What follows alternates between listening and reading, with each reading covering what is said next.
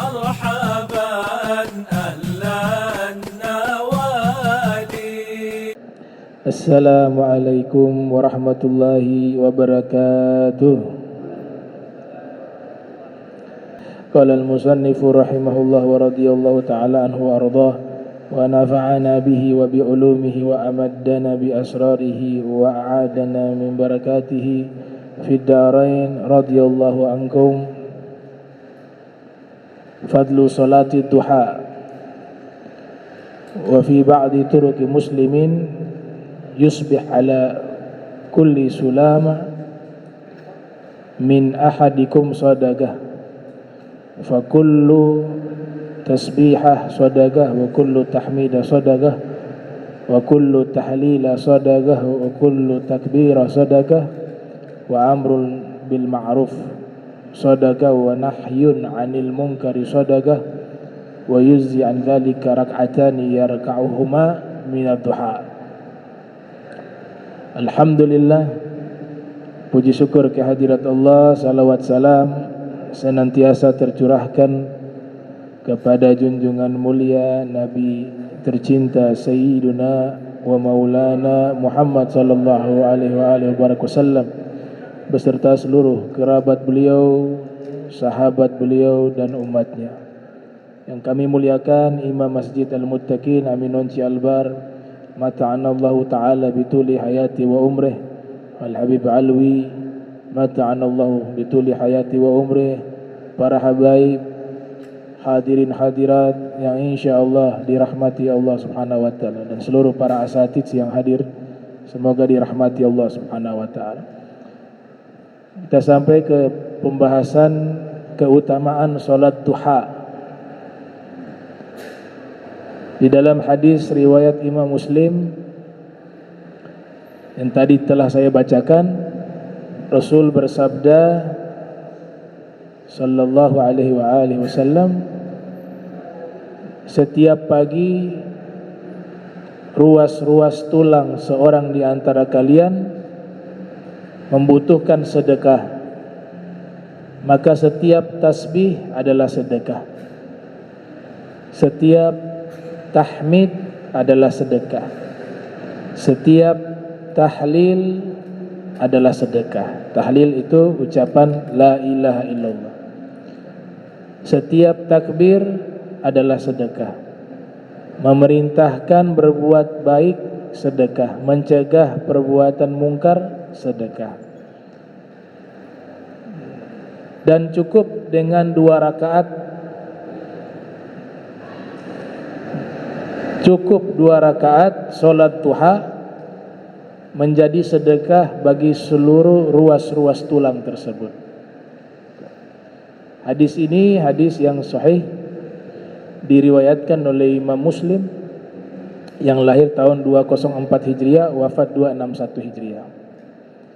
Jadi Nabi sebutkan di sini dengan ibadah, zikir, wa amrun bil ma'ruf wa nahyun 'anil munkar, semuanya itu menjadi sedekah bagi ruas-ruas tulang yang ada di tubuh kita.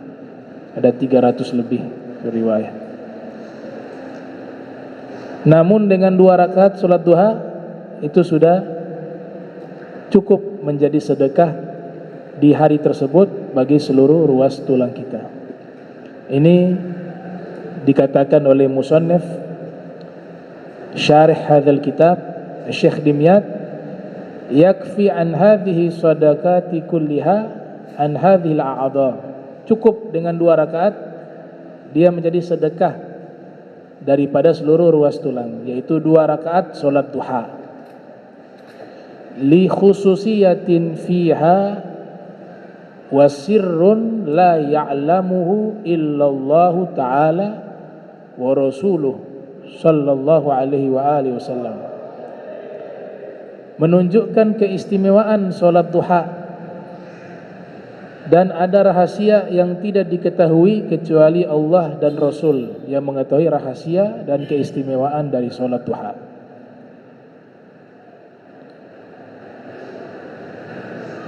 Dan sholat duha ini juga punya keistimewaan lainnya, tajlibu rizqa, menarik rizki. Siapa yang ingin rizkinya luas, berkah, istiqomah sholat duha.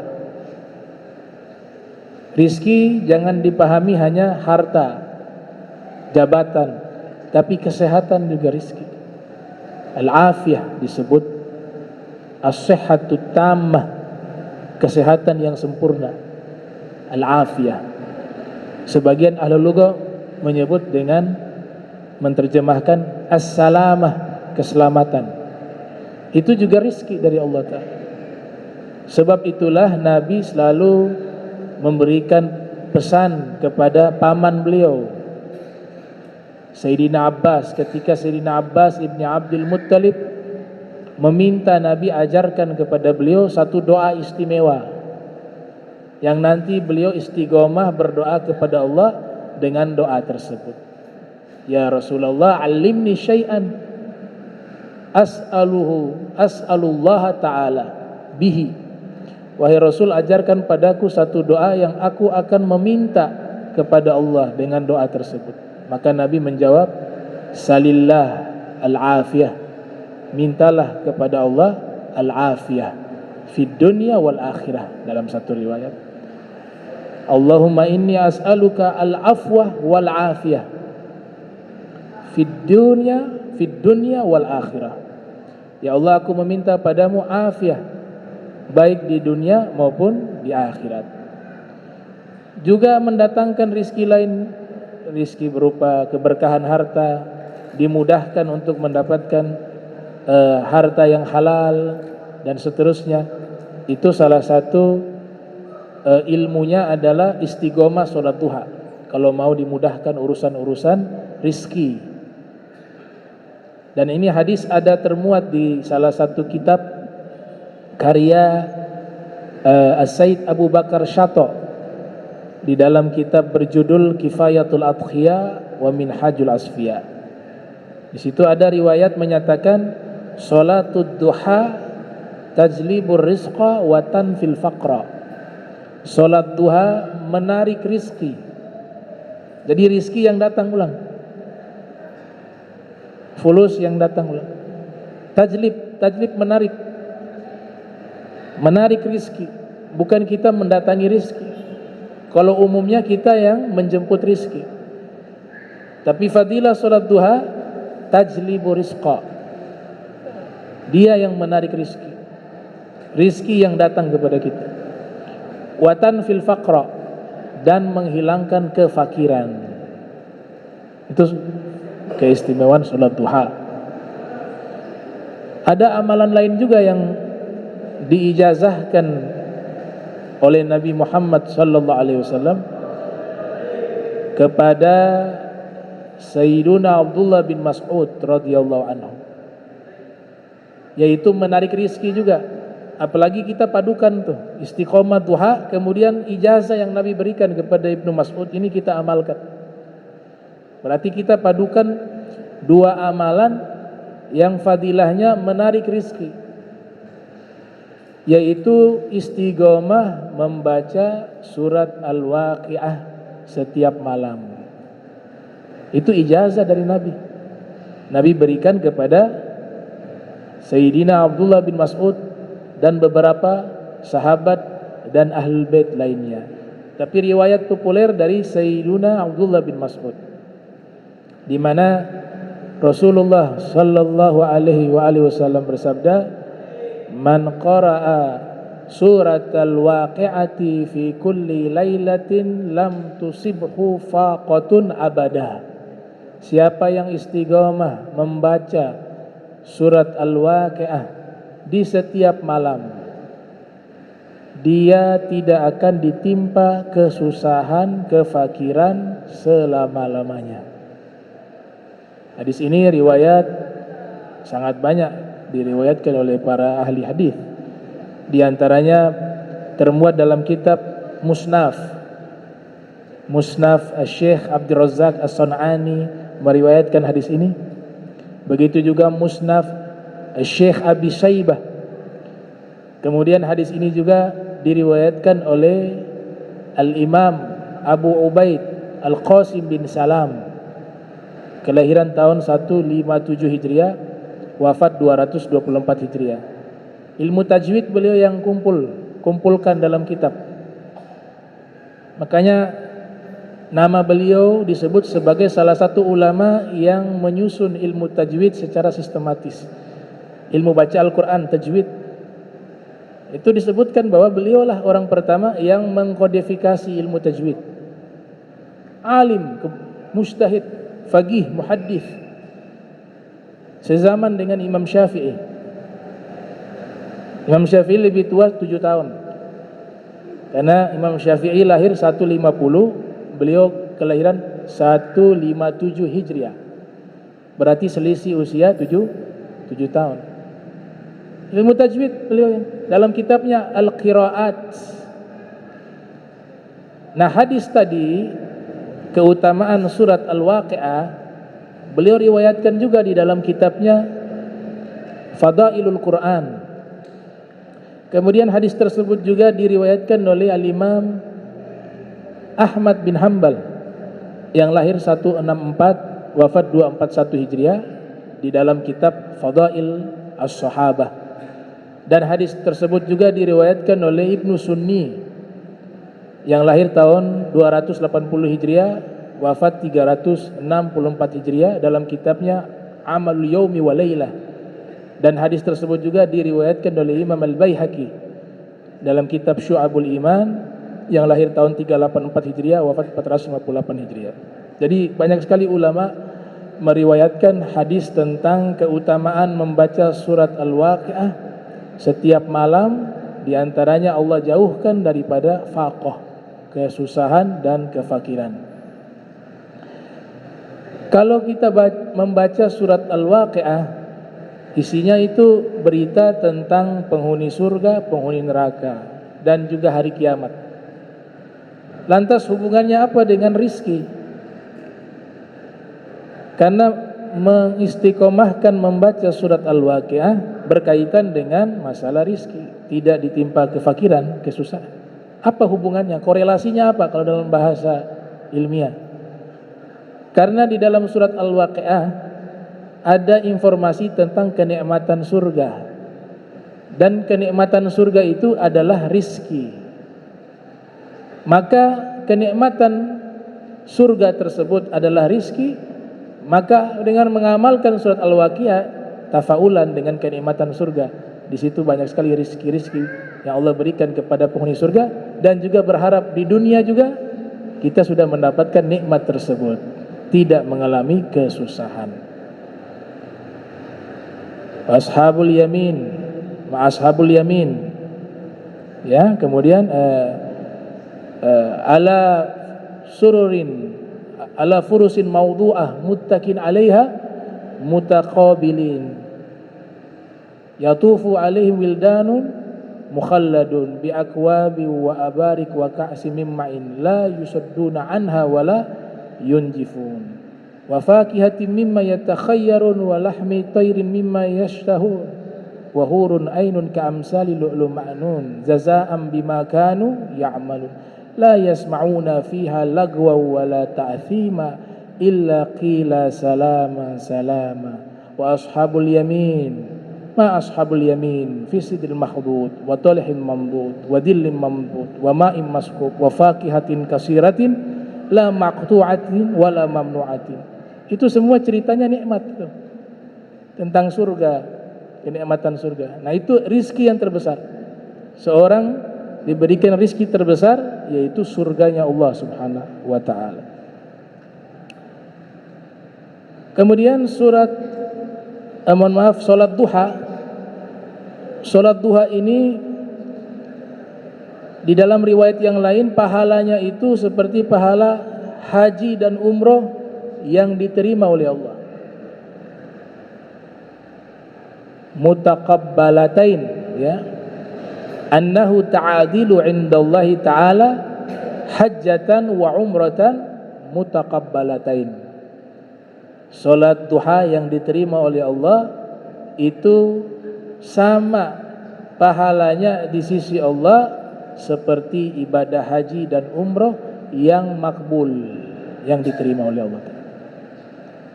Kayaknya selepas kita dengar ini kita istiqomah salat duha, ya.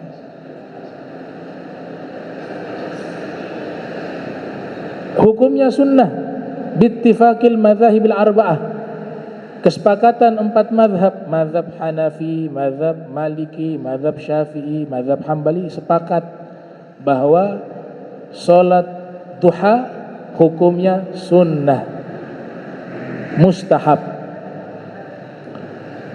Di antara hadis yang menerangkan bahwa Nabi sallallahu alaihi wasallam sering melaksanakan salat duha, hadis diriwayatkan oleh Imam Muslim di dalam sahihnya, yang lahir tahun 204 Hijriah, wafat 261 Hijriah, dari istri beliau Sayyidah Aisyah.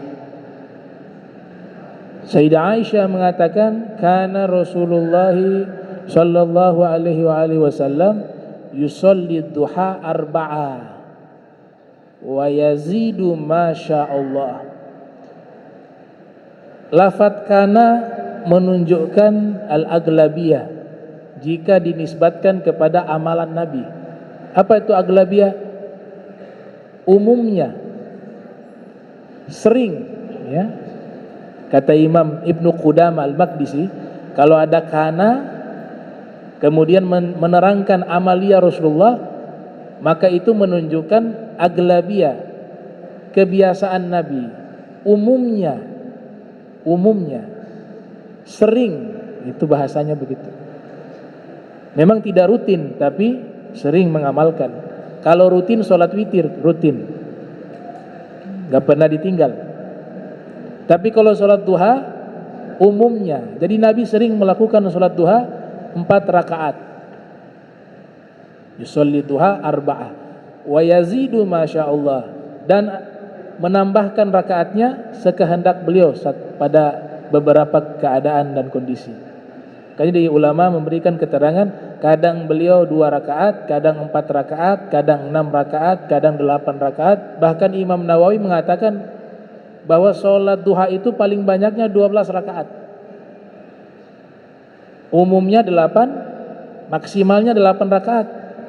Namun Imam Nawawi dalam kitab Minhajut Thalibin yang lahir tahun 631 Hijriah, wafat 676 Hijriah, menyatakan paling banyaknya rakaat sholat duha 12 rakaat.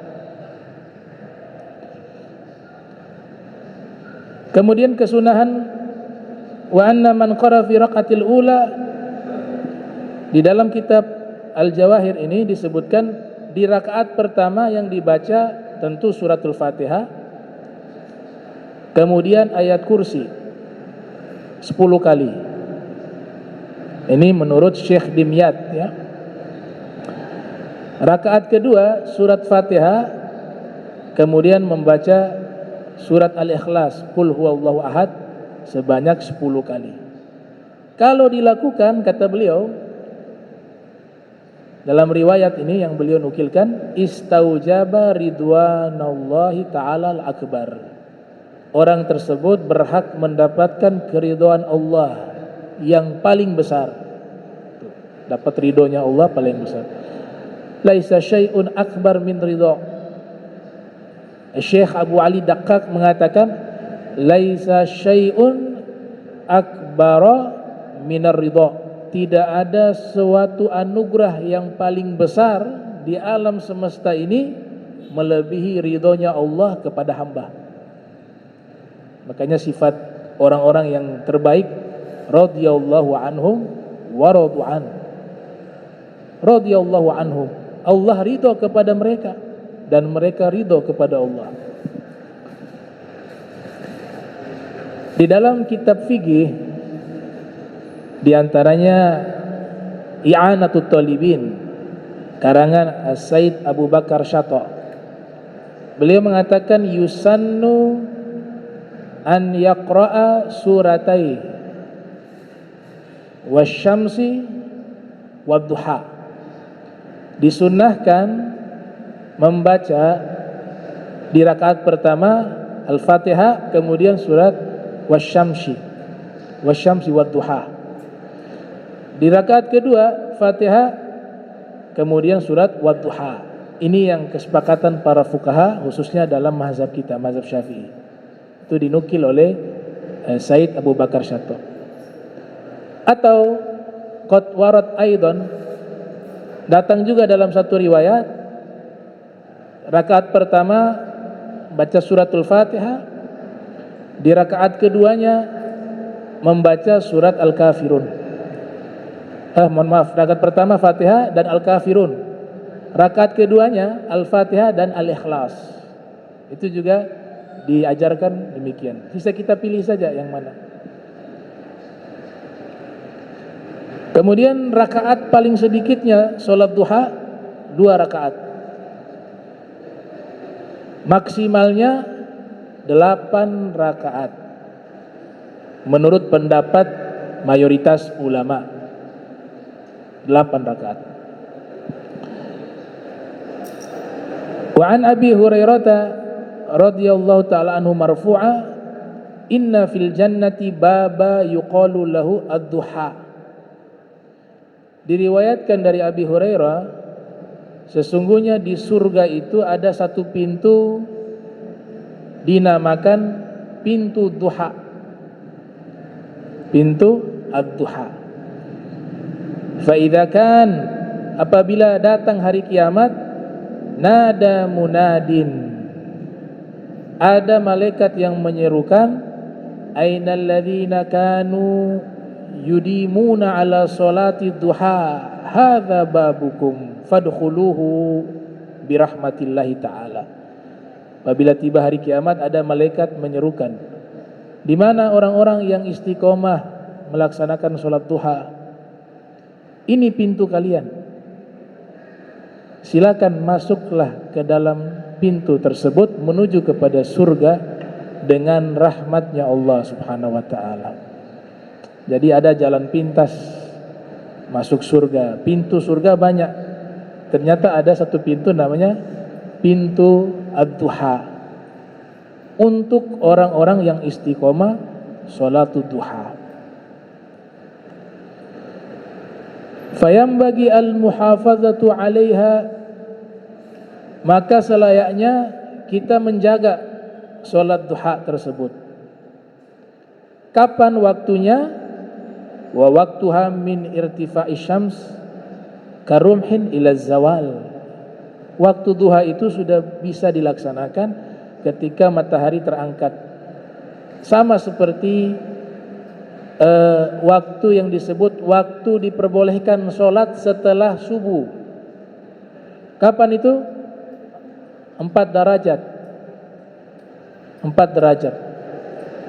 4 derajat sama dengan 16 menit setelah terangkatnya matahari. Pada waktu itulah diperbolehkan kita sholat. Karena ba'da subuh sholat itu dilarang ya. Ba'da subuh sholat sunnah. Sholat sunnah yang tidak muqarin dan tidak mutaqaddim ya, zatus sababil mutaqaddim dan zatus sabab al-muqarin. Ini pembahasan panjang dan dibahas di Masjid Al-Amin tentang sholat-sholat sunnah yang tidak boleh dikerjakan di waktu-waktu yang dilarang dan sholat-sholat sunnah yang bisa dikerjakan di waktu tersebut.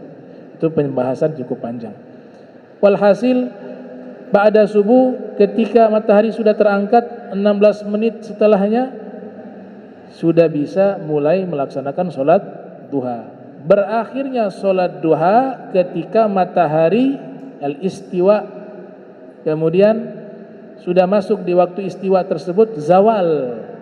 Kalau istiwa masih duha. Istiwa matahari persis di tengah. Akan tetapi waktu istiwa kan waktu dilarang, walaupun sesaat.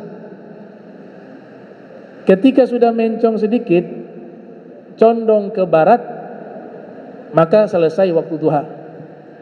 Itu waktu sholat duha.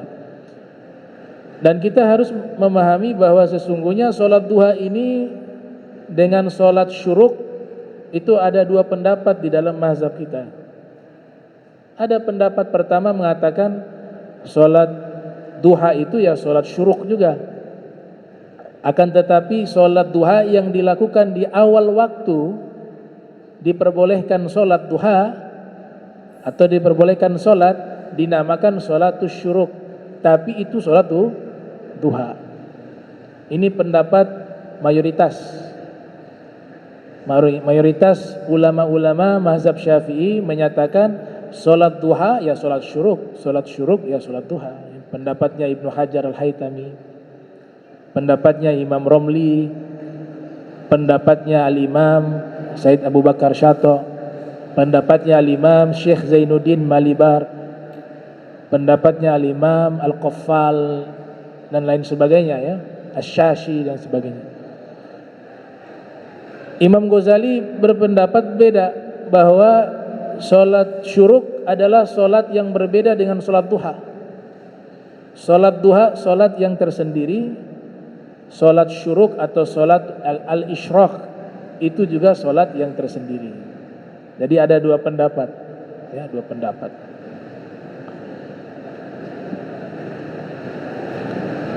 Ada satu riwayat yang menyatakan bahwa siapa yang istiqomah sholat duha, kemudian di tengah jalan dia menghentikan sholat duha, tidak istiqomah lagi.